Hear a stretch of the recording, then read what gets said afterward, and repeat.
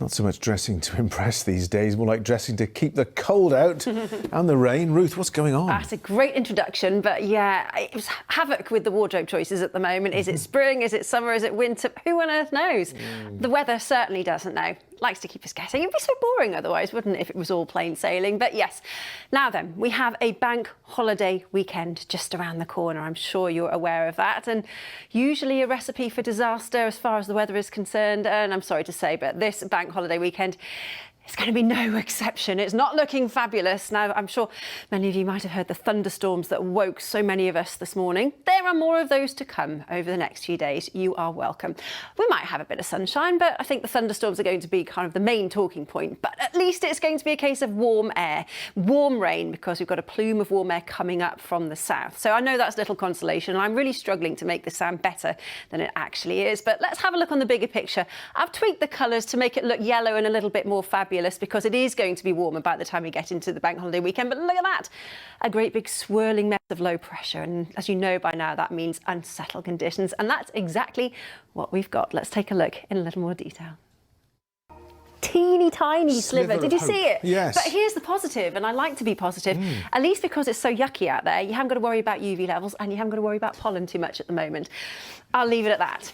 Yes, nice try. See you later. All very grey and gloomy out there at the moment, I'm sorry to say, with this slow-moving band of rain parked stubbornly across central areas, which during the course of the night will tend to work its way northwards. But I think the far north and possibly the far south escaping with a generally dry night. But again, lots of low cloud, mist and fog stubbornly persisting, which does actually stop the temperatures from dropping. This is the only positive I can find, really. We're looking at general lows tonight of around 10 or 11 Celsius, maybe just a little bit of a breeze picking up out towards the coastal areas. But it's certainly going to be a gloomy start to your Friday morning. Again, lots of low cloud, lots of mist and murk, which will tend to remain for much of the day.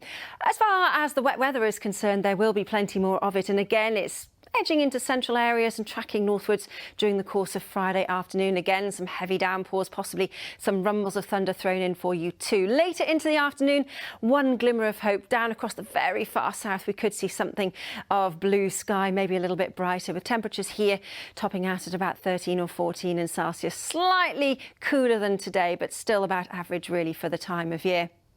And then, of course, the bank holiday weekend. As we head into the start of it, there are mixed fortunes. Let's start with Saturday. Actually, not looking too bad. There will be showers, but there'll be plenty of dry weather. And if you take a closer look, you can see slightly cloudier skies across northern parts of Wales, the best of the brighter skies down across the south, with highs of 16 or 17 degrees. So if you do catch some sunshine, it will feel pretty pleasant.